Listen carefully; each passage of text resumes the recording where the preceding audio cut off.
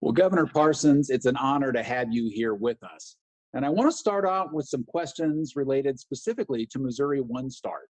So, one of the central themes that can be seen in your education policies as governor is helping to prepare Missourians for the workforce and recruit new talent to serve in these key positions.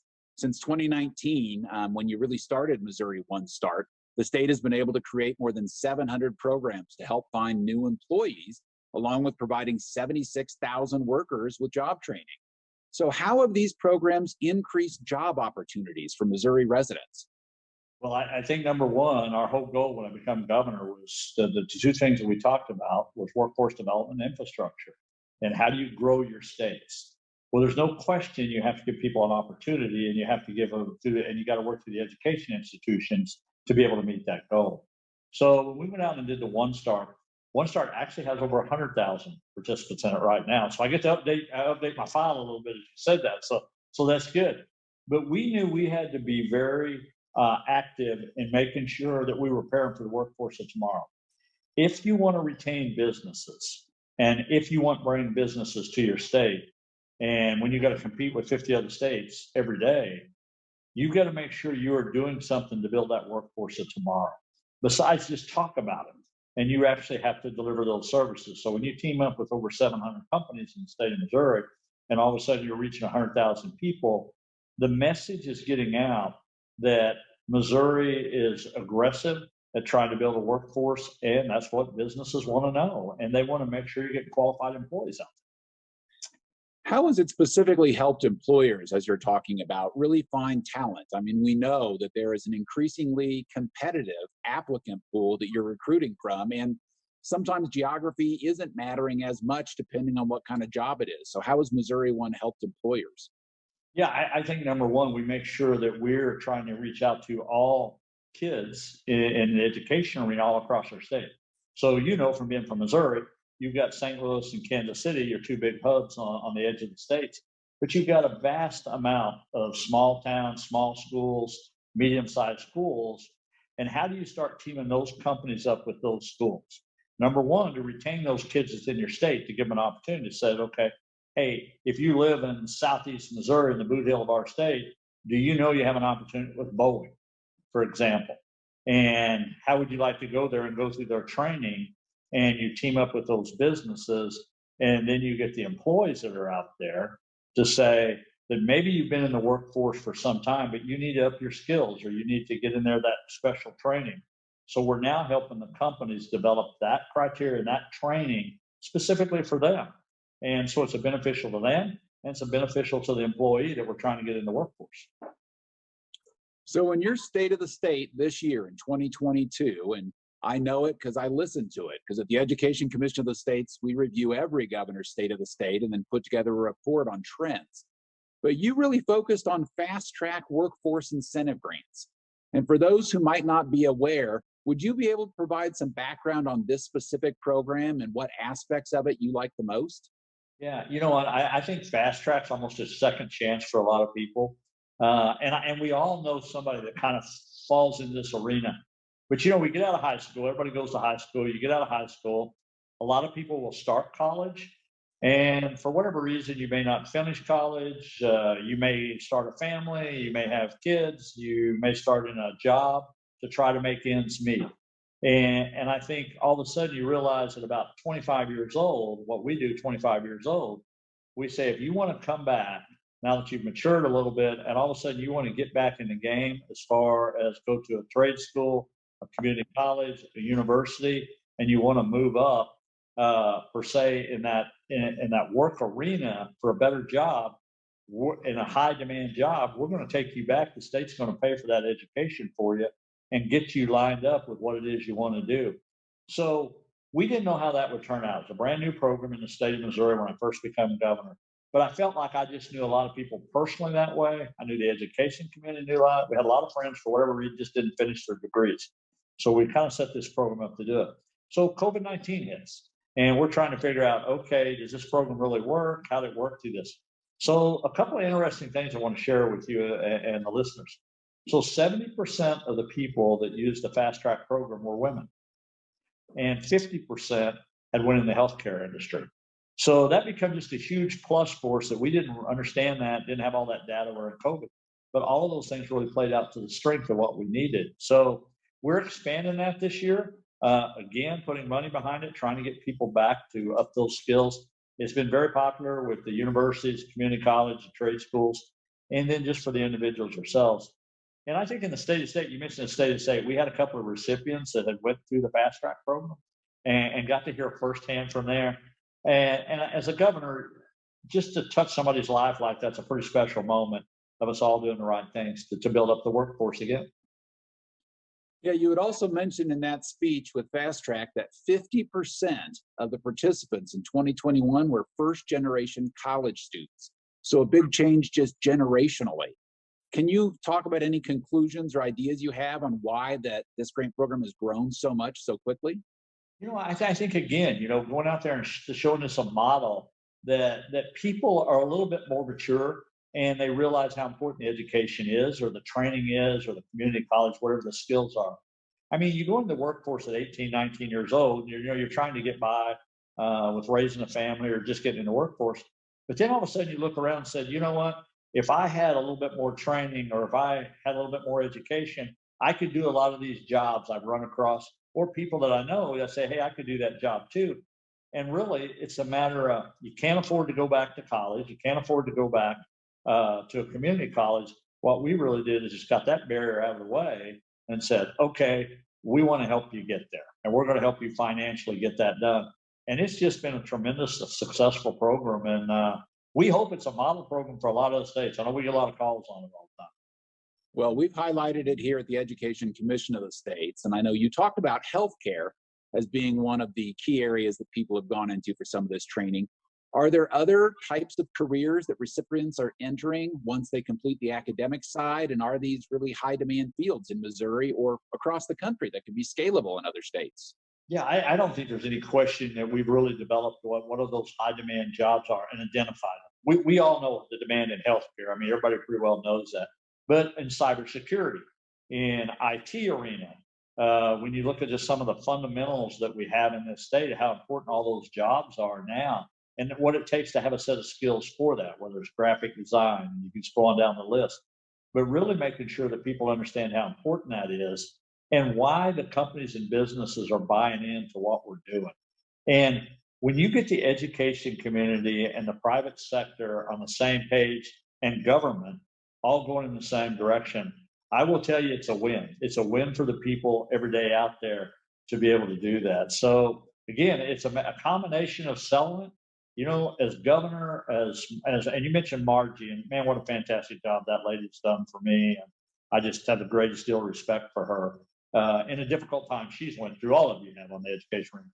But to be able to partner with somebody like that and really get what we need to do as far as the education needs to skill up employees, it's a pretty special day to be able to do that. It is, absolutely. You also mentioned earlier this year the announcement of Project Eagle Apprenticeship Program, which was really a new one that we were tracking. And it's an initiative in collaboration with the Missouri National Guard and the Missouri Department of Higher Education and Workforce Development. And I have to say, with just the trends we watch, it's not often you see a program that has multiple agencies really coming together like this one did, specifically for the Project Eagle Apprenticeship Program. This program is allowing military members, I believe, to earn military training credentials for free. And so what benefits does that credential really supply a member in the military or even in a civilian career? Yeah, I think being an Army veteran, so this one's pretty special to me. And I think of our military servicemen and women that travel all over the country. So I was in the military police corps, and I had a career in law enforcement 22 years.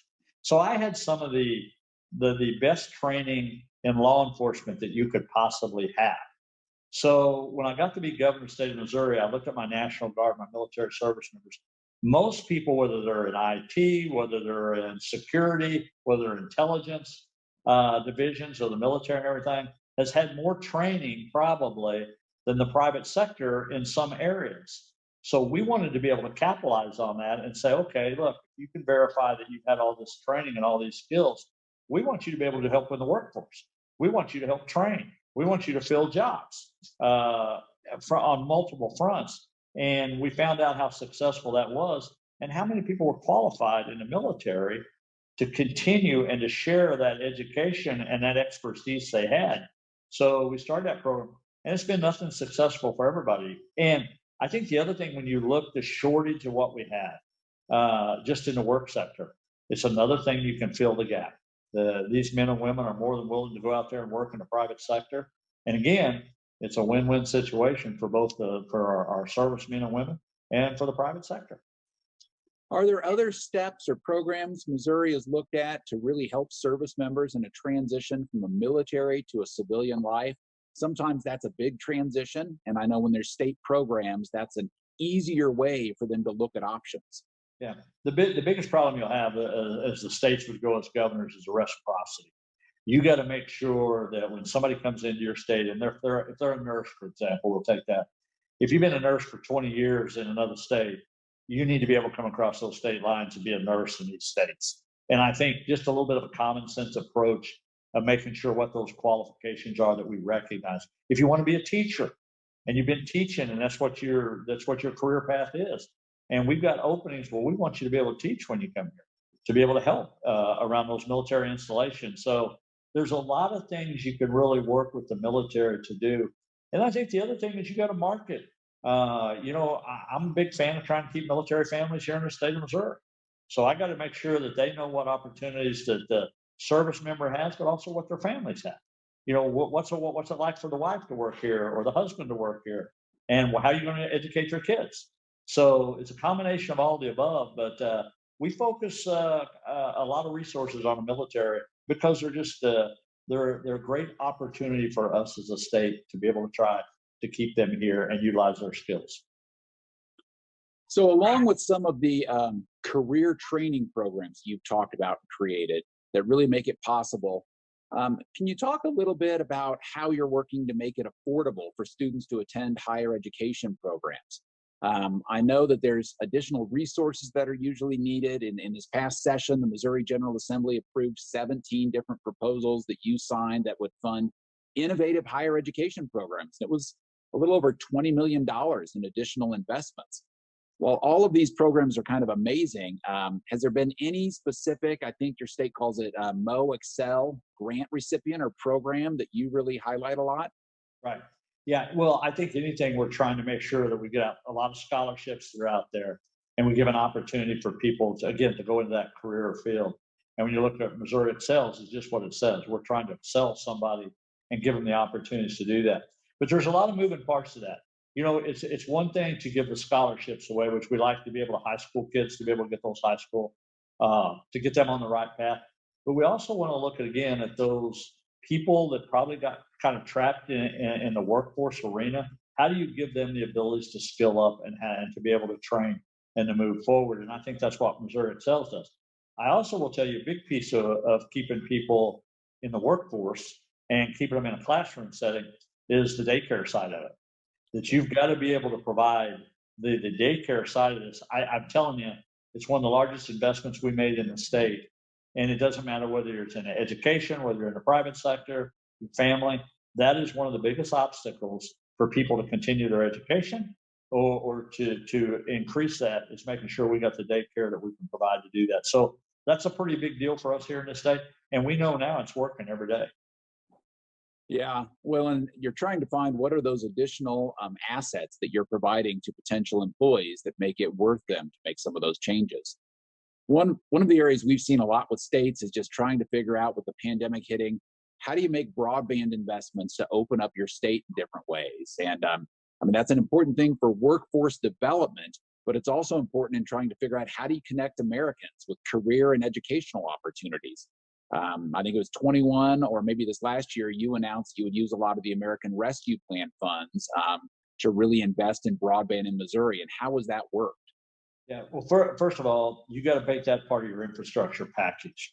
So, and you got to make sure people understand that broadband is just as important as the highway you're going down. Things that we take for granted every day.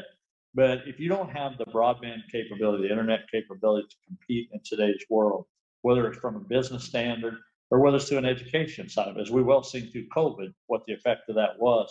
So we're making one of the largest investments in broadband in our state's history. And I think sometimes when you talk about Missouri, I'd say for me as a governor of Missouri, sometimes you hear broadband, you automatically almost think rural Missouri, which granted it is, but I will tell you urban areas have a lot of the same problems that you have. So it's not just a particular part of your state. Broadband has to be out there. And one of the things I always talk about, if you go back in the 30s and the 40s when we're trying to put electricity and all the problems we had trying to get electricity across the United States, and back then I'll use the co-ops for an example of how much of a struggle that was. And the idea, are we ever going to be able to do that? But now you walk into your house and you flip a switch on and you expect electricity. We have to look at broadband the same way. And if you're going to, for whatever reason, COVID-19, how we've had to reform education to adapt, and we'll have to adapt again for something else. But if you don't have this in place for the workforce, for our children, you're kidding yourself if it's going to be a positive outcome. So broadband is essential no matter where you are in the state of Missouri or where you are in the country.